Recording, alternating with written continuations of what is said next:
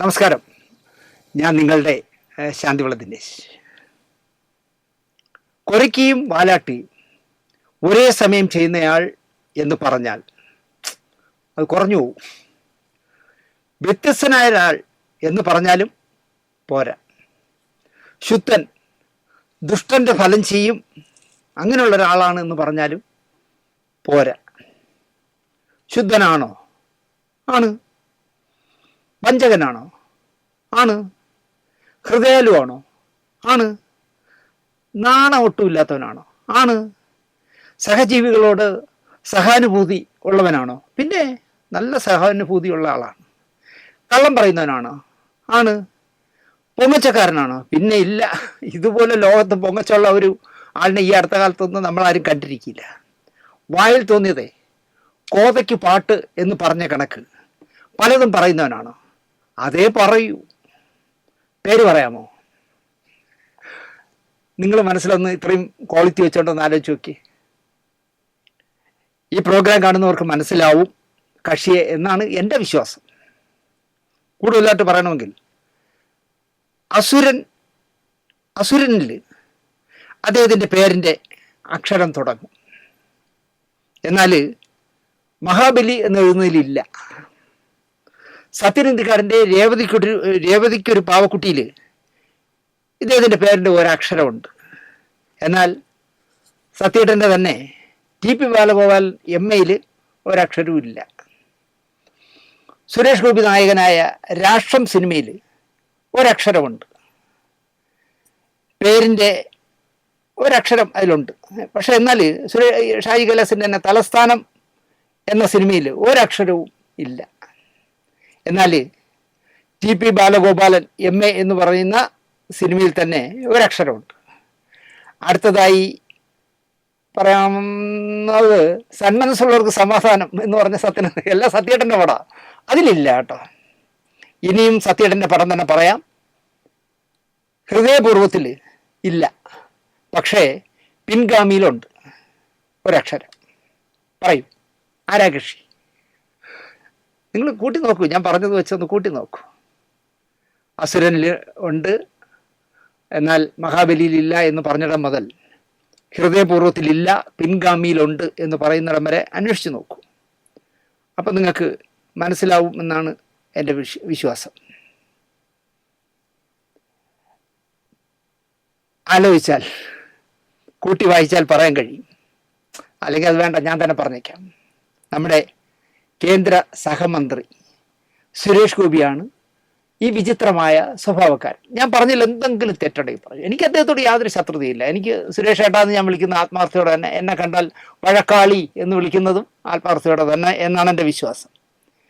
നിങ്ങൾ വെറുതെ പറയുന്നതാണ്, ആരെങ്കിലും പറഞ്ഞാൽ നിങ്ങൾക്കൊരു ചുക്കും അറിയില്ല എന്ന് പറയേണ്ടി വരുമെന്നൊക്കെ നിങ്ങൾ പറയും. പക്ഷേ ഞാൻ സത്യസന്ധമായി പറയുകയാണ്, ഈ പറഞ്ഞ വിചിത്രമായ ക്വാളിറ്റിയുള്ള ആളാണ് സുരേഷ് ഗോപി. അദ്ദേഹം ശുദ്ധനാണ്, അതുകൊണ്ടാണ് ഈ അബദ്ധം പറ്റുന്നത്. എന്നാൽ വഞ്ചകനാണോ എന്ന് ചോദിച്ചാൽ വഞ്ചകനാണ്. അതിൻ്റെ കഥകളൊക്കെ വേണമെങ്കിൽ ഞാൻ പറഞ്ഞിട്ടുണ്ടല്ലോ, പല കഥകളും വഞ്ചനയുടെ കഥകൾ പറഞ്ഞിട്ടുണ്ടല്ലോ.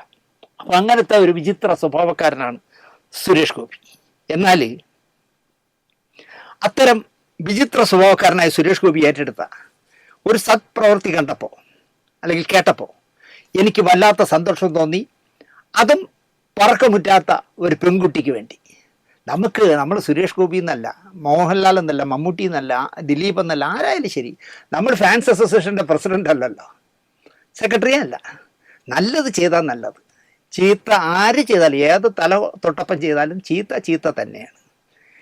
സുരേഷ് ഗോപി ചെയ്ത ഒരു സത്പ്രവൃത്തി ഇന്നലെ 24 റിപ്പോർട്ടർ ചാനലിൽ കണ്ടപ്പോൾ എനിക്ക് വല്ലാതെ എന്താ പറയുക, സന്തോഷം തോന്നി അദ്ദേഹത്തോട്, സ്നേഹം തോന്നി അദ്ദേഹത്തോട്. സ്റ്റീവൻ ജോൺസൺ സിൻഡ്രോം എന്ന് കേട്ടാൽ നിങ്ങൾ എന്ത് പറയും? സ്റ്റീവൻ ജോൺസൺ സിൻഡ്രോം എന്ന് പറഞ്ഞാൽ നിങ്ങൾ ചിലപ്പോൾ പറയാൻ പോകുന്നത് വിഖ്യാതനായ ബ്രിട്ടീഷ് ഭൗതിക ശാസ്ത്രജ്ഞൻ സ്റ്റീഫൻ വില്യം ഹോക്കിങ്സിൻ്റെ സഹോദരൻ എന്ന് തോന്നാം. വീൽ ചെയറിൽ നിങ്ങൾ കണ്ടില്ലേ? അതെ, ഇങ്ങനെ ഇരുന്ന് യാത്ര ചെയ്യുന്നത് നിങ്ങൾ കണ്ടിരിക്കും. 21-ാം വയസ്സിൽ പരമാവധി 2 വർഷം കൂടി ആയുസുള്ളൂ എന്ന് ഡോക്ടർമാർ വിധിച്ച് പിന്നെയും 55 വർഷങ്ങൾ വിജയകരമായി ജീവിച്ചു കാണിച്ച അദ്ഭുത മനുഷ്യനായിരുന്നു ഹോക്കിങ്സ്. അമയോ ട്രോഫിക് ലാറ്ററൽ സ്ക്ലീറോസിസ് എന്ന് പറയുന്ന ALS എന്ന മാരകമായ രോഗം ബാധിച്ച ആളായിരുന്നു ഹോക്കിൻസ്. 78 വയസ്സ് വരെ രോഗത്തോട് പൊരുതി 2018 മാർച്ച് 14 അദ്ദേഹം ഈ ലോകം വിട്ടുപോയി. നമ്മൾ പറഞ്ഞതിൽ വഴിമാറിപ്പോയോ എന്ന് സംശയമുണ്ട്. സ്റ്റീവൻ ജോൺസൺ സിൻഡ്രം എന്നത് ഒരു രോഗമാണ്. മദ്യപാനികൾക്ക് വരുന്ന ഒരു രോഗം എന്ന് വേണമെങ്കിൽ പറയാം. ചില മരുന്നുകൾ നമ്മൾ പനിക്കൊക്കെ കഴിക്കുന്ന, ജലദോഷത്തിനെ കഴിക്കുന്ന പാരസെറ്റമോളിൽ നിന്ന് പോലും ചിലർക്ക് ഈ രോഗം വരാം എന്നാണ് പറയുന്നത്. കണ്ണിനെയാണ് അത് ബാധിക്കുന്നത്. വേറെ പ്രശ്നമൊന്നുമില്ല, വെളിച്ചത്തിലേക്ക് നോക്കാൻ പറ്റില്ല. പിന്നെ ഈ രോഗം വരുന്നവർ ഇരുട്ടുമുറിയിൽ അഭയം തേടും. ഇരുട്ടുമുറിയിൽ മാത്രം, പുറത്ത് വെളിച്ചം ഒരു ബൾബ് ഇട്ടാൽ പ്രശ്നമാവും. അതുകൊണ്ട് എപ്പോഴും ഇരുട്ടത്തിരിക്കുന്ന ഒരു രോഗമാണിത്. കൊല്ലത്തുകാരിയായ നിഹാന എന്ന സുന്ദരിയായ ഒരു 9 വയസ്സുകാരിയെ, എന്താ പറയുക, ഒരു പാവപ്പെട്ട കുടുംബം, ആ കുടുംബത്തിലെ 9 വയസ്സുകാരിക്ക് ഈ അപൂർവമായ രോഗം ബാധിച്ചു. ട്രീറ്റ് ചെയ്ത് കയ്യിലുണ്ടായിരുന്നതും കടം വാങ്ങിയതും എല്ലാം വിറ്റ് തൊലച്ചു. പക്ഷേ അസുഖം ഭേദമായില്ല. എറണാകുളത്ത് ഗിരിധർ എന്ന് പറയുന്ന കണ്ണാശുപത്രിയിലോ ഹൈദരാബാദിലെ LV പ്രസാദ് ആശുപത്രിയിലോ നിഹാനയെ കൊണ്ടുപോകാൻ ചികിത്സിച്ച ഡോക്ടർമാർ പറഞ്ഞു. ഈ കുട്ടിയുടെ നിസ്സഹായ അവസ്ഥ റിപ്പോർട്ടർ ചാനലിൽ വാർത്തയിൽ പറഞ്ഞു. ആ വാർത്ത കണ്ടിരുന്ന കേന്ദ്ര സഹമന്ത്രി സുരേഷ് ഗോപി റിപ്പോർട്ടറിൽ സുജയ പാർവതിയെ ലൈവിൽ വിളിച്ചു കാര്യങ്ങളെല്ലാം ചോദിച്ചറിഞ്ഞു. അദ്ദേഹം വളരെ സീരിയസ് ആയിട്ട്, അവിടേക്കാണ് അദ്ദേഹത്തെ അഭിനന്ദിക്കേണ്ടത്, വളരെ സീരിയസ് ആയിട്ട് അദ്ദേഹം ചോദിച്ചു, സുജയ എന്താണ് ആ കുട്ടി നിഹാന എന്ന് പറഞ്ഞാൽ അണ്ടർലൈനിട്ട് നമ്മൾ ഓർക്കണം, ആ പെൺകുട്ടി ഒരു മുസ്ലിം പെൺകുട്ടിയാണ്. ആ കുട്ടിയെക്കുറിച്ചാണ് സുരേഷ് ഗോപി ചോദിക്കുന്നത്. എന്താണ് സുജയ ആ കുട്ടിയുടെ പ്രശ്നം എന്ന് കേട്ടു. വളരെ ഡീറ്റെയിൽ ആയിട്ട് എല്ലാ കാര്യങ്ങളും പറഞ്ഞു കൊടുത്തു. അപ്പോൾ സുരേഷ് ഗോപി പറഞ്ഞത്, ഗിരിധറിലെ ഡോക്ടർ വിനയ് എന്ന കോർണിയ സ്പെഷ്യലിസ്റ്റിനെ ഞാൻ ബന്ധപ്പെടട്ടെ എന്ന് പറഞ്ഞ് അദ്ദേഹം കേന്ദ്രമന്ത്രി ഫോൺ കട്ട് ചെയ്തു. ഡോക്ടർ വിനയുമായി മന്ത്രി സംസാരിച്ചു. കുട്ടിയെ ആശുപത്രിയിലേക്ക് അയക്കാൻ പറഞ്ഞു. ഇന്നലെ രാവിലെ, നമ്മൾ ചിത്രീകരിക്കുന്ന ഇന്നലെ രാവിലെ ഉമ്മൻചാണ്ടി ഫൗണ്ടേഷൻ്റെ സൗജന്യ ആംബുലൻസിൽ ഈ പറയുന്ന നിഹാനയും അവളെ അച്ഛനും അമ്മയും കൂടി എറണാകുളത്ത് ഗിരിധർ ആശുപത്രിയിലേക്ക് ചെല്ലുകയും അവിടെ കാത്തുനിന്ന ക്രൂ അവരെ സ്വീകരിക്കുകയും ചെയ്തു.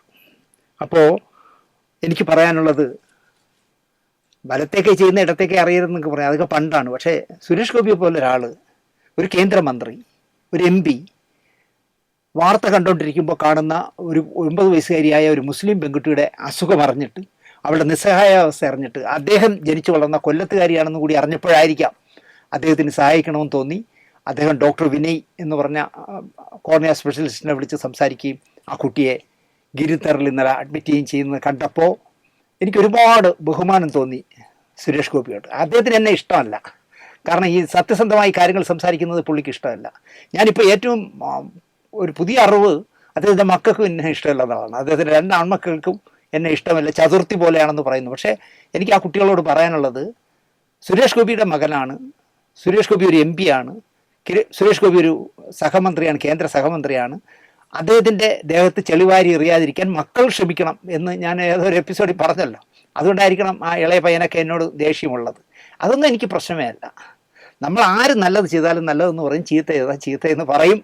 അതിന് ഏത് കൊടി കെട്ടിയവൻ്റെ ആയാലും. എന്തായാലും നിഹാനയ്ക്ക് വേണ്ടി സമയം മെനക്കെടുത്തി കഷ്ടപ്പെട്ട് ജീവിക്കുന്ന ഒരു കുടുംബത്തിൻ്റെ, എന്താ പറയുക, എല്ലാ സ്വപ്നങ്ങളും, എന്തൊരു സുന്ദരി കുട്ടിയെന്നറിയാം. അവളുടെ ചിരിക്ക് കൊടുക്കണം പൈസ. ആ കുട്ടിയെ വർണ്ണാഭമായ ലോകത്തേക്ക് ആനയിക്കാനായി സുരേഷ് ഗോപി കാണിച്ച വലിയ മനസ്സിന് ഒപ്പം 24ൻ്റെ സുജയ പാർവതിക്കും ഒരു നല്ല നമസ്കാരം പറയണം. സുരേഷ് ഗോപി ചേട്ടന്, ഞാൻ സുരേഷ് ഗോപിയെ സുരേഷ് ചേട്ടാ എന്നാണ് വിളിക്കാറ്, ഇപ്പോഴും അങ്ങനെ തന്നെ. അദ്ദേഹം എഴുതി വെച്ചിരിക്കുന്നത് ഞാൻ എന്തോ അതിര് തർക്കമൊക്കെ ഉള്ള, പുള്ളിയോട് പടക്കമുള്ള ഒരാളാണെന്നാണ്. അല്ല, ഞങ്ങൾ ഒരുപാട് ചർച്ച ചെയ്യുമായിരുന്നേ. അദ്ദേഹം VS അച്യുതാനന്ദൻ്റെ വലിയ ആരാധകനായിരുന്നു. ഞാനും VSനെ സ്നേഹിച്ചിരുന്ന ആളായിരുന്നു. എവിടെ വെച്ച് കണ്ടാലും ഞങ്ങൾ രണ്ടുപേരും കൂടി VSനെ കുറിച്ച് സംസാരിക്കുമായിരുന്നു. ഇപ്പോഴാണ് അദ്ദേഹം BJP പോയ ശേഷമാണ് ഒരു മാനസികമായ അകൽച്ച ഞങ്ങൾ തമ്മിലുള്ളത്. അത് കൂടുതലായത് ഇപ്പോൾ ഈ MPയും മന്ത്രിയൊക്കെ ആയപ്പോൾ കൺട്രോൾ പോയി പുള്ളിയുടെ. അപ്പോഴാണ് നമ്മൾ പറയാനുള്ളതൊക്കെ പറയുന്നത്. എന്നിട്ട് ഞാൻ പലതും ഈ പ്രോഗ്രാമിലൂടെ പറയാതെ വിട്ട എത്രയോ കഥകളുണ്ട്. ഞാനതൊക്കെ അങ്ങ് വിട്ടതാണ്. ഈ എന്തൊരു കലുക് സമ്മേളനം ഒക്കെ നടത്തിയപ്പോൾ ഒരു വീട് വയ്ക്കാൻ ഒരു പാവത്താൻ ചെന്നപ്പോൾ ആ കവറ് പോലും വാങ്ങാതെ അയാളെ ഇൻസൾട്ട് ചെയ്ത് വിട്ടു. ഒരു കേന്ദ്രമന്ത്രി എന്നുള്ള നിലയ്ക്കല്ല, തൃശ്ശൂർ MP എന്നുള്ള നിലയ്ക്ക് ആ കത്ത് വാങ്ങിയിട്ട് ആ വയസ്സായ വന്ധ്യവയോധികനായ മനുഷ്യനോട് പറയാമായിരുന്നു, ചേട്ടാ ഞാനിത് ഇവിടുത്തെ പഞ്ചായത്ത് പ്രസിഡന്റിനോ ഈ വാർഡ് കൗൺസിലർക്കോ ഒരു കവറിംഗ് ലെറ്റർ വെച്ച് ഞാൻ കൊടുക്കാമെന്ന് പറഞ്ഞിരുന്നെങ്കിൽ തീർച്ചയായിട്ടും ആ കവറിംഗ് ലെറ്ററിന് വാല്യൂ ഉണ്ടാവും, ആ ചേട്ടന് വീട് നന്നാക്കാനുള്ള കാശും കിട്ടിയാൽ. അതിന് പകരം ആൾക്കാരുടെ മുന്നിലിട്ട് അയാളെ ഇൻസൾട്ട് ചെയ്യുന്നത്, അതൊന്നും എനിക്ക് സഹിക്കാൻ പറ്റില്ല. എന്നിട്ടും ഞാൻ അതൊക്കെ വിട്ടതാണ്. ഇപ്പോൾ സുരേഷ് ഗോപി ഒരു നല്ല കാര്യം ചെയ്തപ്പോൾ അത് നിങ്ങളോട് പറയണം എന്നെനിക്ക് തോന്നി. സുരേഷ് ഏട്ടാ, നല്ല നമസ്കാരം.